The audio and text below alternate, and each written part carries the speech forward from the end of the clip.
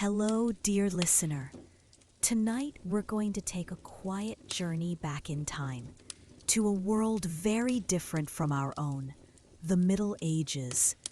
Far from the grand castles and legendary knights you might imagine, this is the real story of what life was like for an ordinary peasant on an ordinary day in Europe in the year 1325.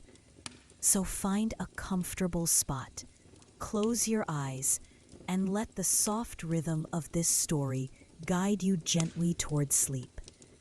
If you enjoy relaxing, history-inspired tales like this one, please give this video a like and consider subscribing to the channel.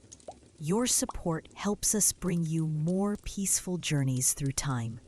Now, let's step quietly into the past, where the sound of distant church bells and the crackling of a humble fire will welcome us to another world. In the faint light of dawn, a thin ray of sunlight squeezes through a small, smoke-darkened window. You stir on a rough straw mattress, your body stiff from the cold and the uneven ground beneath. The wooden beams above your head creak as the wind rattles the thatched roof. There's no glass in the window, only a wooden shutter, so the air is damp and heavy. The smell of smoke from last night's fire lingers in the air, mixed with the earthy scent of mud floors. This is your home, a single-room cottage shared with your family, perhaps even with a chicken or two scratching in the corner. Your first breath tastes of ashes and the faint odor of unwashed wool. There's no privacy, no comfort, not even a proper bed. Blankets are a luxury, and you pull your rough cloak closer to your shoulders for warmth. The sound of livestock outside is your alarm clock. A cow lowing or a rooster crowing means it's time to rise and work. It is 1325, and life will not wait for you. The first challenge of your day is simply enduring the cold. Medieval cottages are drafty, and the fire has gone out during the night. To relight it, you need precious kindling. Firewood is scarce, so you hope yesterday's embers still glow faintly under the ashes. You kneel, blow gently, and coax a tiny flame to life. The effort is small but vital. Without fire, there is no warmth or food. Your family begins to stir. Children whimper from hunger. There is no breakfast ready. No pantry stocked with supplies. The idea of a hearty meal to start the day is a modern comfort. Instead, you may have a crust of stale bread from yesterday, perhaps softened in thin ale or water to make it chewable. Even before sunrise, work waits for you. The fields demand attention. Animals must be tended and water fetched. The day's labor will be long and repetitive, and every task you perform is essential for survival. There are no weekends or days off, not for a common peasant. As you step outside, barefoot or wearing crude leather shoes, the mud is cold beneath your feet. The sky is pale gray, promising another hard day. Around you, the village stirs, each cottage just as humble, each life just as fragile. The medieval world has no room for idleness. Every moment is a struggle against hunger, sickness, and the elements. The well is far from your cottage, perhaps a 15-minute walk. You carry a wooden bucket, already dreading its weight on the return journey. Clean water is precious, and the well is not always reliable. Sometimes the water is cloudy or tastes of iron, but it is all you have. Without it, there will be no cooking, no washing, no life. Along the way, you pass neighbors whose faces are drawn and tired. Everyone shares the same hardship. There are no markets overflowing with fruit or bread, no guarantee of a meal beyond what you can grow or barter for. Your diet is monotonous. Bread made from coarse grains, perhaps a bit of cheese or onion, an ale that is weak but safer than water. Meat is rare, only for special occasions or if an animal is too old to work. Hunger is a familiar companion. Even in good years, food is scarce. In bad years, after poor harvests or harsh winters, famine can strike. The memory of the Great Famine of the early 1300s still haunts Europe, a reminder that a single failed harvest can starve entire villages. You finally reach the well and lower your bucket carefully. The rope creaks, and you listen for the splash that means life. Pulling the full bucket is hard work. Straining your back and shoulders. You know that if the well ever runs dry, your family will be forced to drink from streams or stagnant pools, risking deadly disease. The walk back is slower, the bucket sloshing and your arms aching. You must conserve your strength. There is a long day of labor ahead, and every calorie counts. You take a sip from the bucket, ignoring the earthy taste. This is survival, not comfort. Back at the cottage, the fire has revived slightly, enough to warm some thin porridge. The smell is meager, but welcome. You share the meal in silence, knowing it is all you will have until evening. Your clothing is simple and rough, made of wool or linen. It is coarse against your skin and never truly clean. Laundry is rare and difficult, as soap is expensive and water is precious. Fleas and lice are constant companions, hiding in seams and folds. You scratch absent-mindedly, knowing there is no remedy. There are no wardrobes or changes of outfits. You own perhaps 1 or 2 garments at most. Boots or sturdy shoes are a luxury. Many peasants go barefoot, even in the cold.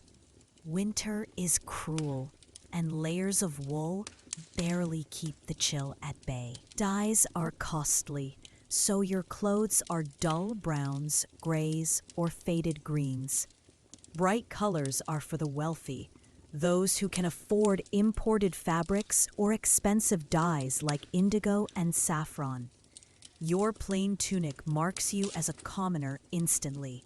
The cold shapes your life. In winter, frost bites your fingers as you work outside. There is no central heating, no insulation, no glass windows. Even indoors, the wind creeps through the gaps in the walls. At night, you sleep fully clothed, curled against your family for warmth. Clothing is patched and repatched, handed down from parents to children. Holes are sewn clumsily, and stains never fully wash out. A tear in your tunic is not just inconvenient, it is dangerous.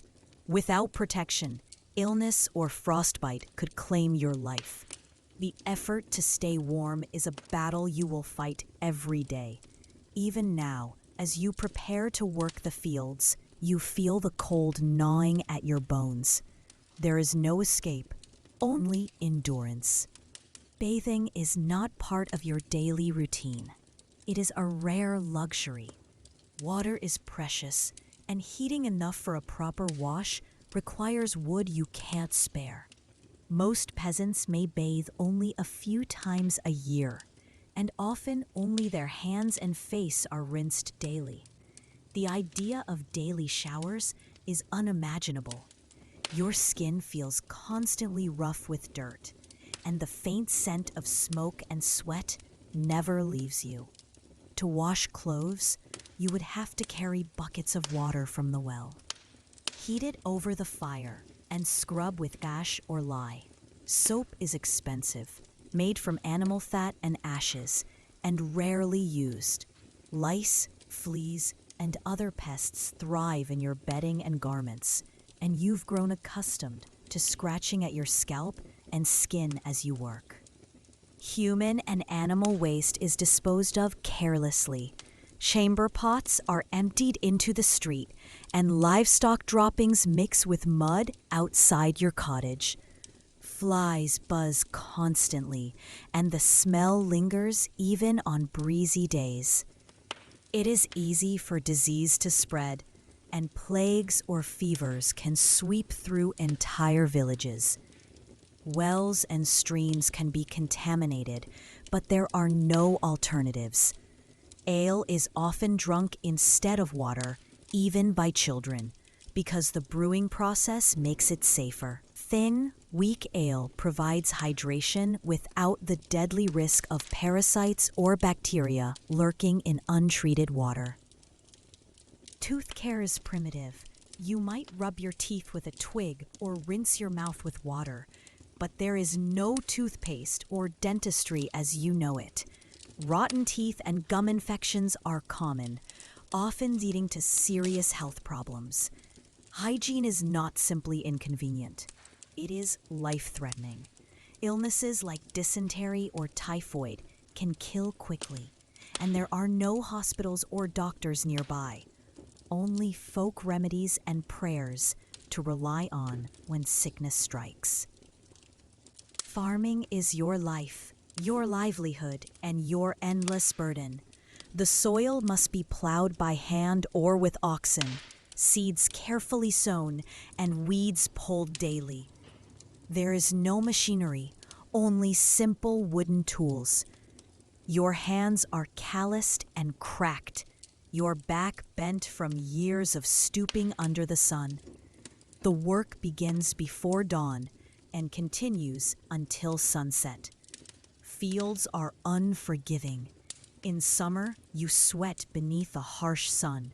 In winter, you shiver as frost clings to your breath. Rain can drown your crops, drought can wither them, and pests can devour them, all beyond your control. The community works together. Neighbors help each other plant and harvest, sharing the risks and rewards. But even with cooperation, famine is always a possibility. A poor harvest means hunger for everyone. Taxes and rents to the local lord take a heavy share of what you grow.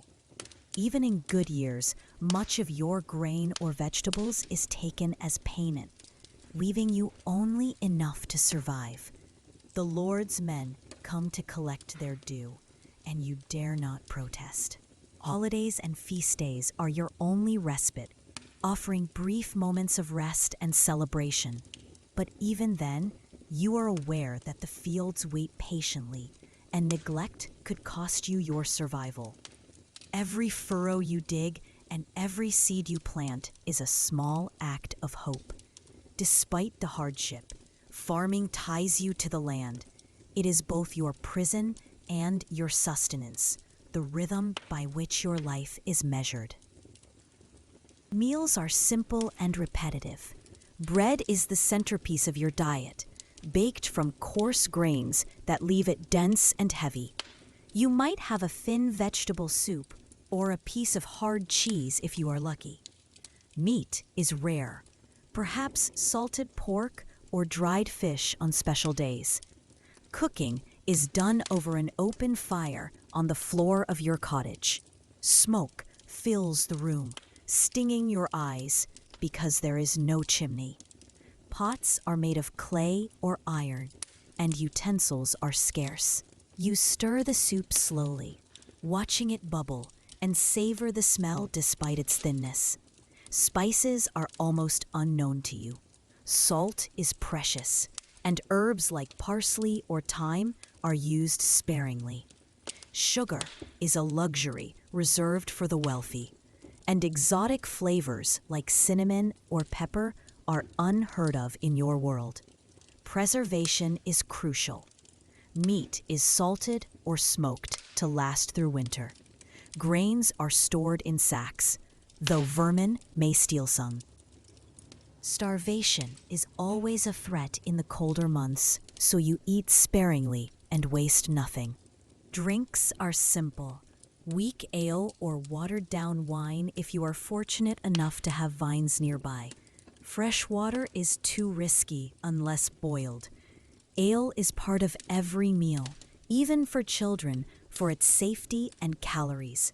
Despite the meager fare, sharing food is a moment of connection.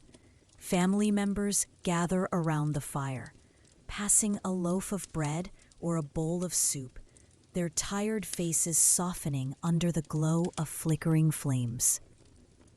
When illness strikes, there are no hospitals or trained doctors for peasants. Instead, you turn to the village healer, an older woman or man who knows herbs and charms passed down through generations. They may boil willow bark for pain or use garlic to fight infection. Some treatments are based on observation, honey on wounds to prevent infection, or mint leaves for stomach aches. Others are rooted in superstition, charms to ward off evil spirits, or bleeding a patient to balance the humors. Serious injuries are often fatal. A broken bone might never heal properly. An infected wound can mean death within days. Midwives assist in childbirth, but complications are common, and many women and infants do not survive. The church also plays a role in healing. Prayers, blessings, and pilgrimages to holy sites are recommended for those suffering. Faith is often the only comfort when remedies fail. Diseases like smallpox, leprosy, and dysentery are feared. A simple fever can become deadly, and plagues can wipe out entire communities. Without knowledge of germs or hygiene, you do not understand why sickness spreads so quickly. Every cure is a gamble. Sometimes nature's remedies work. Other times, they do nothing or even cause harm. But with no alternative, you place your trust in folk wisdom and faith, hoping to see another sunrise. Religion is at the heart of medieval life. The church bell marks the hours, calling you to prayer. The local priest is one of the few literate men in the village, and his word carries weight. The church owns land, collects tithes, and shapes every aspect of your existence. Women's lives are harsh and restricted. A peasant woman works alongside men in the fields, tends children, and keeps the home. Her labor is constant, her rights limited. Marriage is arranged, and survival, not love, is its foundation. The feudal system defines your world. The king rules distant lands, lords control regions, and knights enforce their power. You, the peasant, are at the bottom of this hierarchy. Your life and labor support those above you, and rebellion is unthinkable. Festivals and holy days provide brief relief from toil. On these days, music, dancing, and games remind you of joy amid hardship. The church blesses these celebrations, using them to reinforce unity and faith. Education is rare. Books are scarce, handwritten by monks. Knowledge is guarded closely by the church, and most peasants will never learn to read or write. Your understanding of the world comes from stories, sermons, and superstition. This rigid social structure ensures stability, but it also traps you. Your place is fixed from birth, and dreams of a different life remain only dreams. Stories of noble knights and shining castles reach your village, carried by travelers or wandering minstrels. But these tales are more fantasy than truth. Castles are not fairy tale palaces.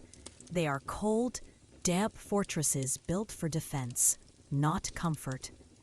Knights, too, are not always gallant heroes. They are warriors sworn to lords, sometimes ruthless enforcers of feudal power. Their armor gleams only in stories. In reality, It is heavy, expensive, and often dented from battle. For peasants, castles represent authority and distance, not romance. You may never set foot inside one, except perhaps to deliver grain or pay taxes. The lives of nobles seem unimaginable, filled with banquets, hunting, and intrigue, while yours is ruled by mud, toil, and hunger. Yet these myths persist. They offer an escape from the grinding routine of peasant life, a glimpse into a world of adventure and glory you will never know. Around the fire on winter nights, you might listen to a bard's tale of heroism and for a moment, forget your aching muscles and empty belly.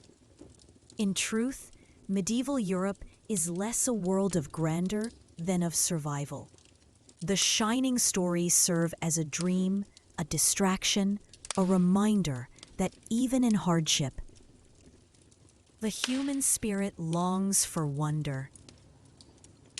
As the sun sinks below the horizon, darkness claims the village.